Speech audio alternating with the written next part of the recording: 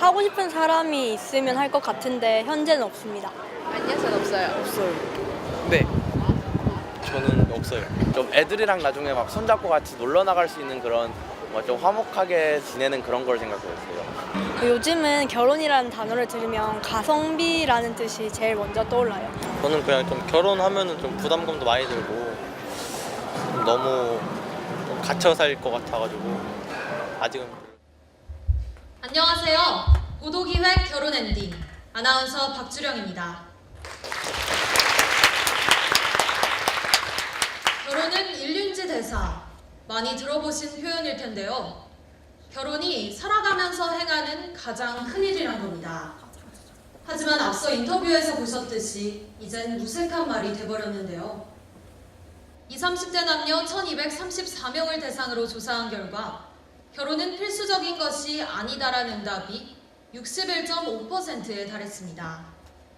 응답자 중 약 30%는 결혼할 의향이 전혀 없다고 밝혔는데요. 당연히 해야 하는 것으로 여겨졌던 결혼이 선택사항이 된 거죠. 실제로 젊은 세대를 중심으로 비혼족이 생겨나고 있는데요. 결혼을 해야 하지만 아직 하지 않았다.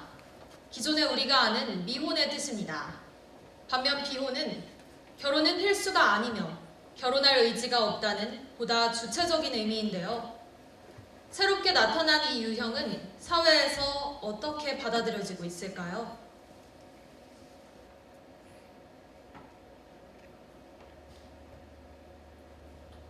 비혼이란 개념이 새롭게 나타난 만큼 아직 그 의미가 확실하게 정립돼 있진 않습니다. 비혼주의자들의 선택이 단순히 일시적인 게 아니냐는 의구심을 품는 경우도 있는데요. 하지만 비혼주의자들은 저마다 명확한 가치와 이유로 비혼을 선택한 것입니다. 비혼주의자 온정민 씨의 이야기를 들어봤는데요. 특히 우리 사회에서 결혼제도라는 거는 어떤 이성애자 남녀 간의 상호 독점적인 관계인데 그것을 세상에는 여러 가지 사랑의 형태가 있고 여러 가지 관계의 형태가 있을 텐데 오직 그 종류의 형태만 정상성인 것처럼 밀어붙이는 것 같아서 그게 마음에 안 들기도 했고요. 온정민 씨는 자신이 하는 사랑이 연애나 결혼이란 형식에 갇히지 않길 바란다고 말했습니다. 노상은 씨는 좀 더 외적인 요인으로 비혼을 결심했는데요. 바로 경제적인 문제 때문입니다. 예를 들어 저희 부모님 같은 경우도 제가 거의 25대부터 25살부터 경제적 자립을 했음에도 불구하고 집을 사신 게 작년이에요. 그렇게 보면은 저도 그렇게 계속 평생 자식 한둘 키우면서 집 돈 모아 집 사는 것도 경제적으로 힘들 것 같고 그렇게 생각을 하다 보니까 차라리 결혼을 안 하는 게 편하지 않을까라는 생각이 돼서 최근 읽은 책을 소개하며 기존의 가치관에 따르는 것만이 답은 아니라고 덧붙였습니다. 이렇듯 비혼을 선택하는 사람들은 늘고 있지만 결혼을 당연하게 여기는 우리 사회의 분위기는 여전합니다. 2017년 한 결혼정보회사의 조사에 따르면 미혼 남녀 중 70% 이상이 결혼에 대한 압박을 받은 적이 있다고 응답했습니다. 배우자를 만나 가정을 이루는 결혼이 자연스러운 삶의 과정이자 통과의례로 간주되는 것입니다. 그리고 제일 우려되고 있는 게 이제 저출산 문제겠죠. 그러니까 저출산의 원인을 어떻게 보느냐에 따라서 사실은 그런 식의 압박이 사실 효과는 없음에도 불구하고 전반적인 문화가 아직까지도 우리 사회에는 많이 변화하고 있지만 가부장제 문화이고 국가적인 차원에서는 이제 저출산 문제를 해결해야 되는데 결혼하는 비율이 줄어들고 그리고 이제 결혼도 뭐 예전에 얘기했던 정년기가 아니라 뭐 하고 싶은 나이에 하다 보니 그러니까 당연히 이제 출생률도 줄어들 수밖에 없는 거고 뭐 이런 것들을 흔히들 비혼주의자라고 하면 독신주의자를 떠올리는데요. 원정민 씨는 비혼주의자라고 해서 사랑을 하지 않는 것은 아니라고 말했습니다. 다만 제도에 얽매이지 않는 사랑을 하고 싶다고 덧붙였는데요. 실제로 비혼은 결혼이란 제도에 편승하고 싶지 않은 동거 커플도 존재합니다. 하지만 이러한 유형들은 마냥 환영받진 못하는데요. 이미 결혼 제도에 맞춰 짜인 현실은 비혼족들을 담아내기 역부족입니다. 사회적 분위기뿐만 아니라 제도 역시 비혼족을 외면하고 있습니다. 비혼자를 포함하는 대표적인 가구 형태로 1인 가구를 들 수 있습니다. 연말만 되면 싱글세가 큰 논란이 되곤 하는데요. 싱글세란 세금이 따로 있는 것은 아닙니다. 독신 가구는 각종 인적공제나 세액공제 등의 혜택에서 제외되는 경우가 많은데요. 결과적으로 같은 임금을 받아도 부양가족이 있는 근로자보다 더 많은 세금을 부담해야 하기 때문에 싱글세라는 말이 나오는 거죠. 한국세무학회에 따르면 1인 가구는 2자녀를 가진 외벌이 혼인 가구보다 연간 약 79만 원의 세금을 더 내고 있습니다. 그러니까 세제 같은 경우는 두 가지 방식이거든요. 어떠한 상황을 억제하기 위해서 세금을 무겁게 부과하는 경우가 있을 거고, 아니면 어떠한 상황을 유도하기 위해서 세금 혜택을 주는 경우가 있을 거고. 근데 현재 우리나라도 그렇고 다른 나라도 그렇고 거의 대부분 나라가 채택하고 있는 제도 자체가 자녀들이 많았을 때는 여러 가지 세대상 혜택을 주는 제도를 채택을 하고 있거든요. 세대상 혜택을 주는 채택을 하고 있기에 기본이고. 일부 전문가들은 출산 장려를 위해서라도 부양가족에 대한 공제 혜택이 필요하다고 주장합니다. 하지만 비혼족을 위한 복지 혜택이 상대적으로 열악한 사실은 분명합니다. 실제로 주거정책도 그중 하나인데요. 2007년부터 주택 청약 신청자의 조건에 따라 가산점을 부여하는 청약 가점제가 실행되고 있습니다. 이때 1인 가구의 가산점은 최저 수준인데요. 저금리의 전세자금 대출이나 국민임대주택 등의 공공지원에서도 결혼 예정자가 아니라면 후순위로 밀려나게 됩니다. 전통적 결혼관을 따르지 않고 동거를 선택한 비혼주의자들의 경우는 어떨까요? 현재 한국에서 동거관계인 2사람은 각종 혜택에서 배제되는데요. 정부나 지방자치단체에서 지원하는 양육지원이나 난임시술의 대상 역시 혼인신고를 한 부부로만 한정됩니다. 두 분 중에서 최소한 한 명은 한국 국적의 소유자여야 됩니다. 두 분 모두 다 건강보험 가입자여야 되고, 저희는 법적으로 혼인관계여야 됩니다. 법적으로 혼인관계여야 되고.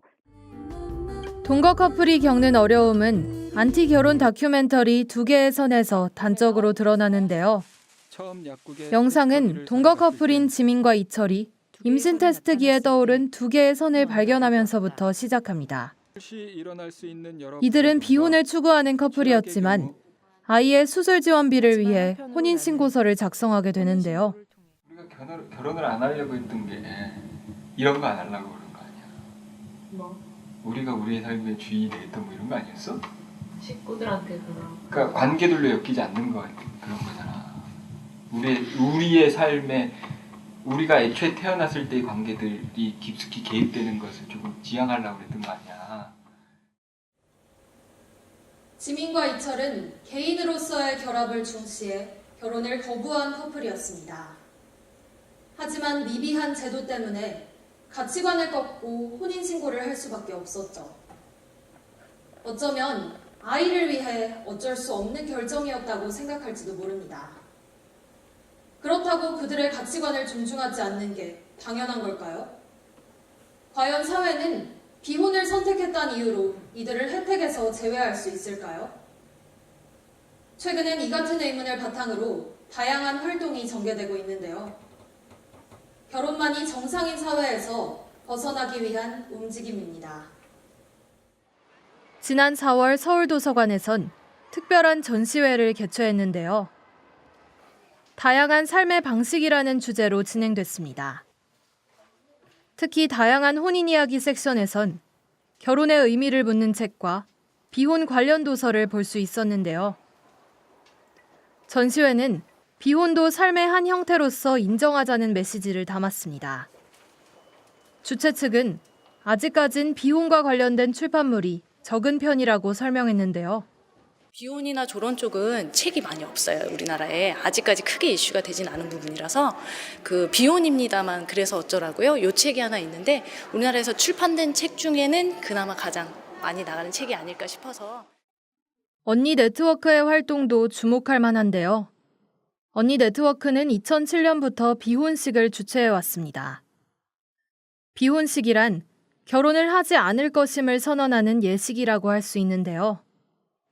스스로 완성되고 성숙된 존재라는 의미에서 자주색 드레스나 정장을 입고 식을 올립니다.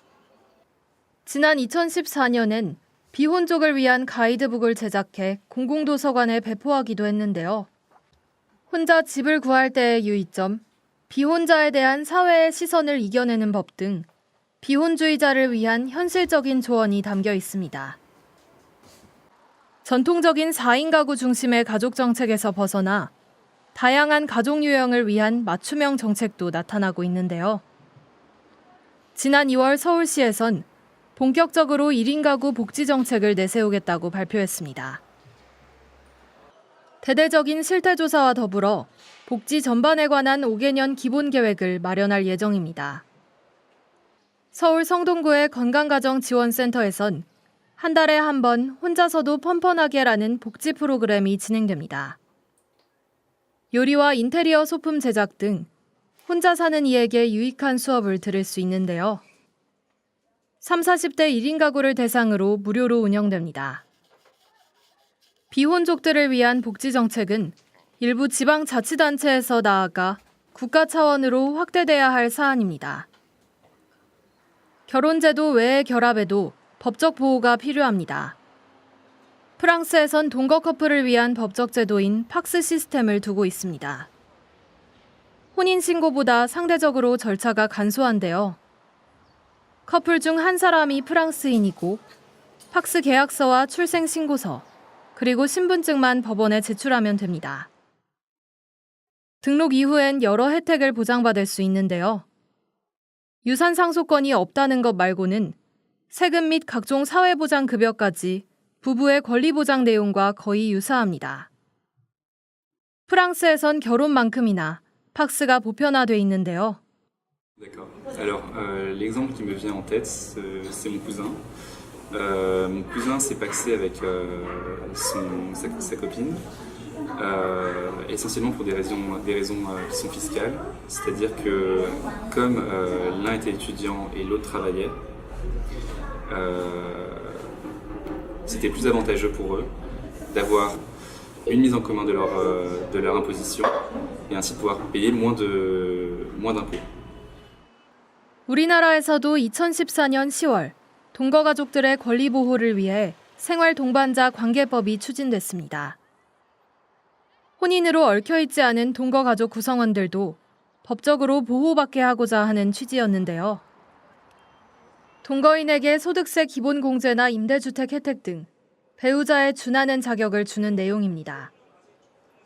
3년이 지났지만 아직 통과되진 않은 상태입니다. 그 법안이 가지고 있는 긍정적인 면보다 굉장히 왜곡돼서 좀 비난받거나 이럴 우려가 좀 있어서 일단 19대에 발의를 하는 것보다는 20대 국회에 들어와서 조금 더 여론들을 조성하는 그런 밑작업을 진행하고 법안들을 내야 되겠다 이렇게 생각하고 있죠. 네. 제19대 대선으로 새롭게 출범한 정부는 비혼자에게도 임대주택 입주 자격을 부여하겠다고 발표했습니다. 오늘날 비혼이란 유형이 늘어나는 추세를 반영한 것인데요. 해당 공약을 기점으로 비혼자들의 선택을 존중하고 지원할 수 있는 사회로 발돋움하길 바랍니다.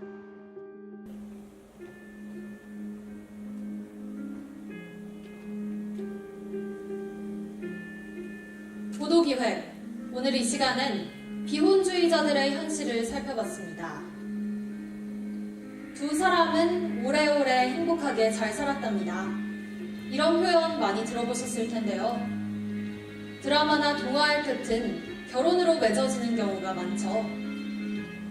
어쩌면 우리는 현실에서도 결혼이 해피엔딩을 위한 필수 조건이라 생각했을지도 모릅니다. 하지만 우리들의 행복한 결말엔 반드시 결혼이 뒤따를 필요도, 사랑이 있어야 하는 것도 아닌데요. 비혼이란 선택지를 고르는 사람들이 늘어난 지금, 결혼만이 행복한 엔딩이란 생각을 끝내야 합니다. 또한 사회 역시 다른 선택지에도 행복을 마련해줄 구조적인 변화가 필요할 것입니다. 우리 모두가 보다 넓은 시각으로 결혼을 바라봤으면 하며 본 보도기획이 그 시선을 넓히는 데 도움이 됐길 바랍니다. 보도기획 결혼 엔딩 여기서 마칩니다. 감사합니다.